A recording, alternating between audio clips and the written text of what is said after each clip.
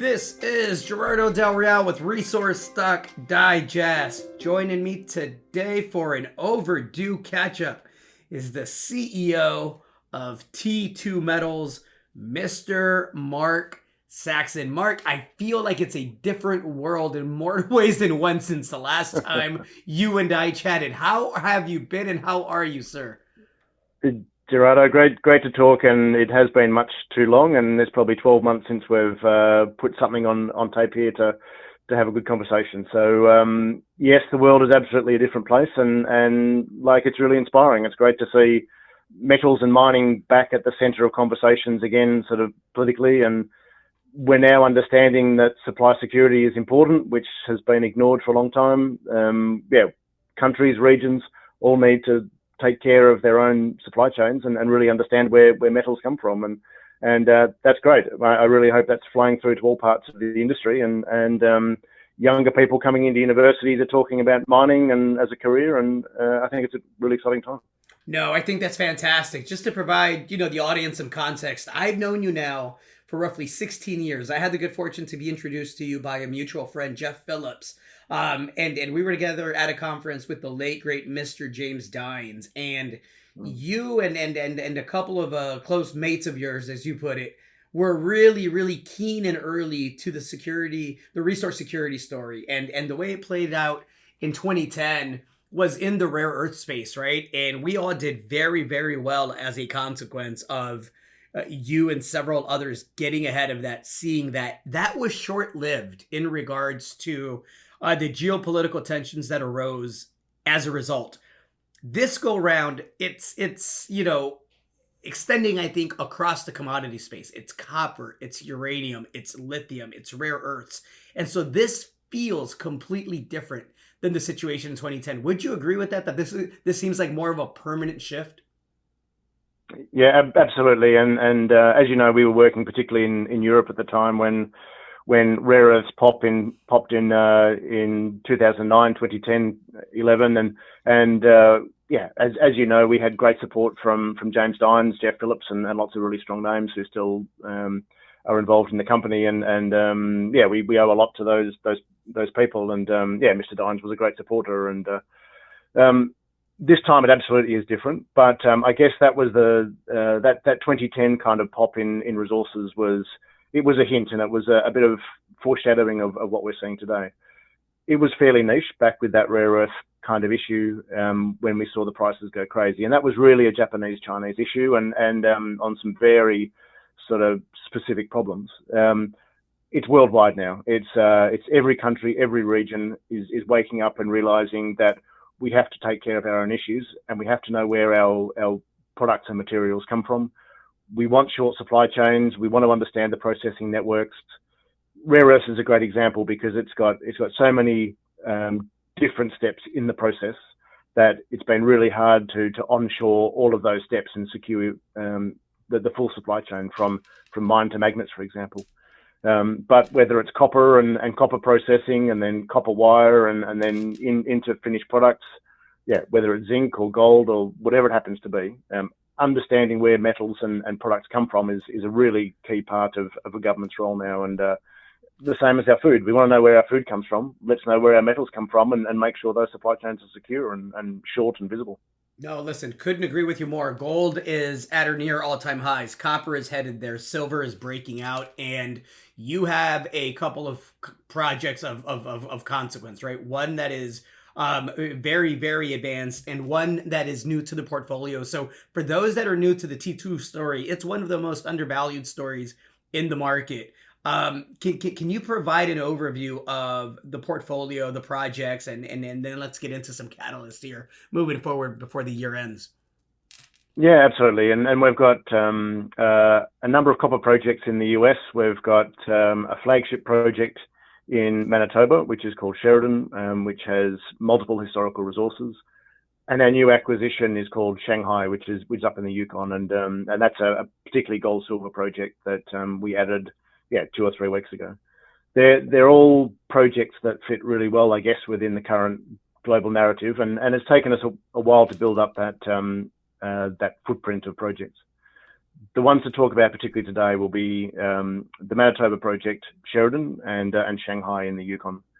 So we've been working on the Sheridan project for quite a while, and 3 years now, and really the project is an amazing one. We picked it up very cheaply because we had to sort of bring a company back to life to be able to do a transaction.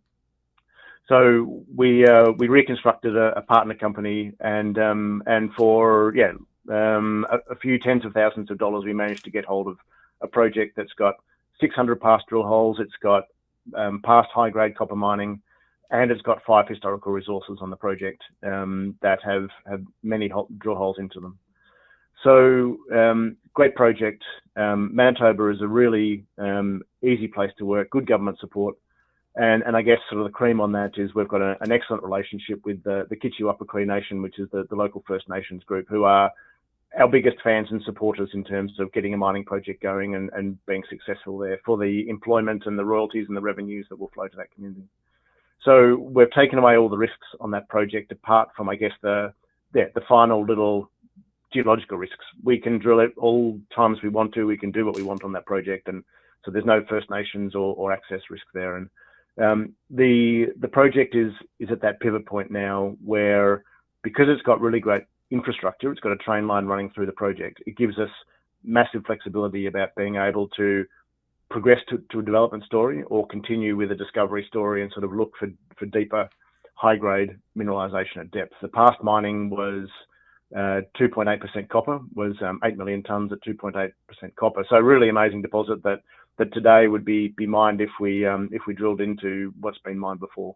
And that's really part of the combination is discovery and potential development. And so we're sort of balancing those two stories on the Sheridan project.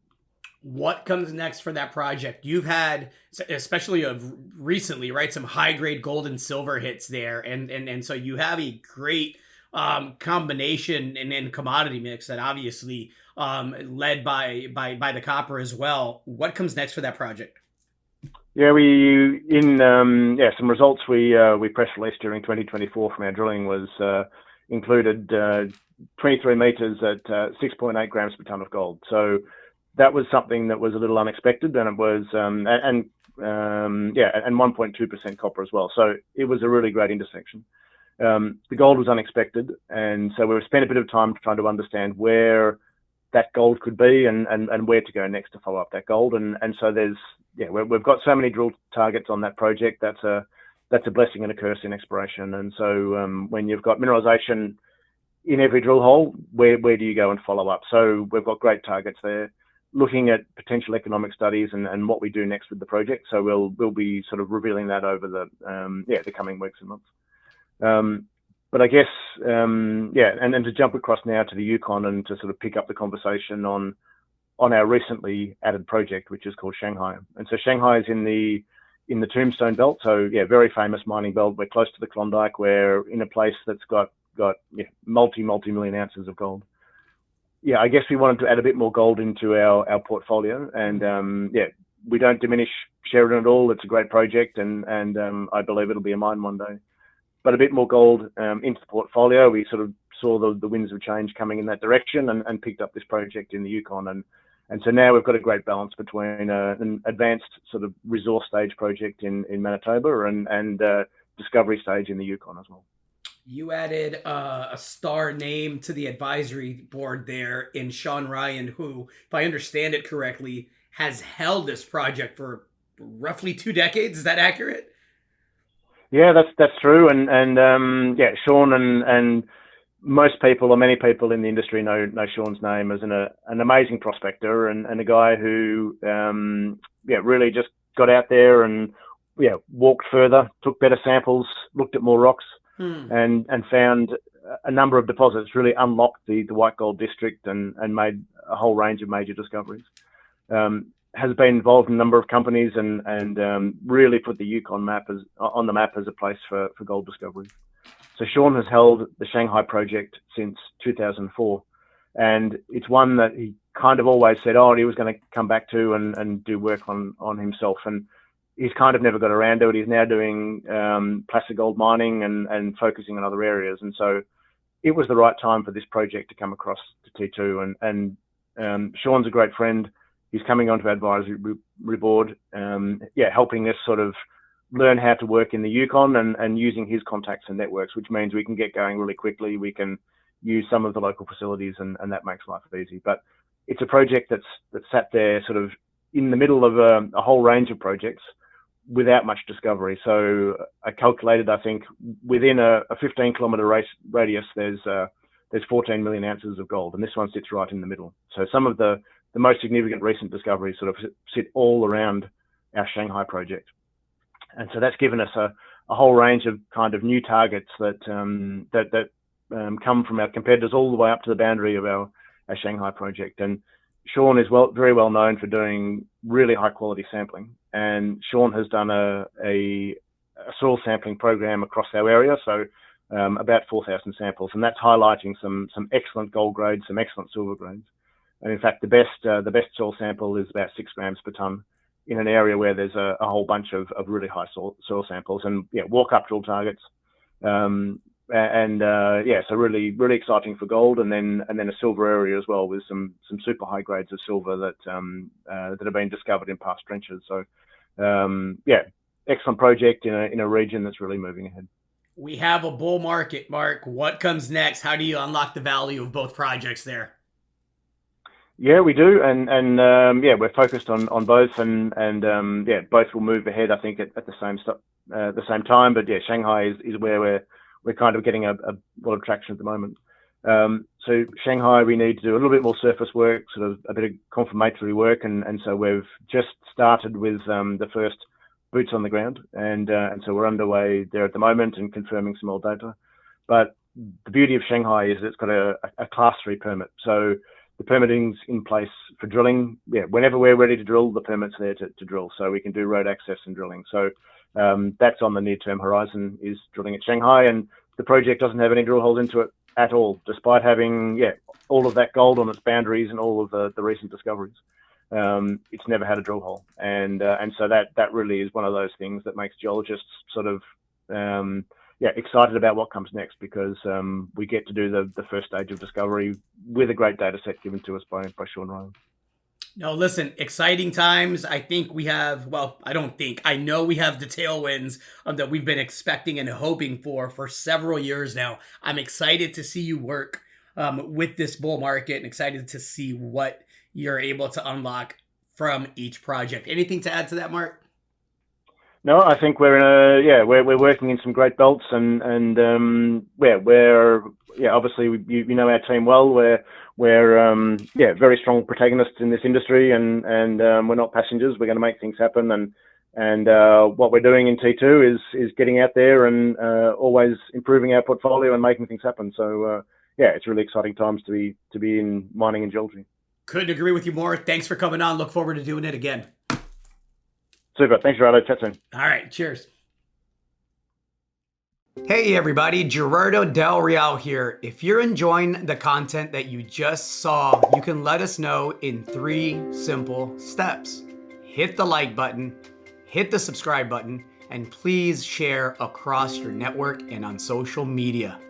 Take care, everybody.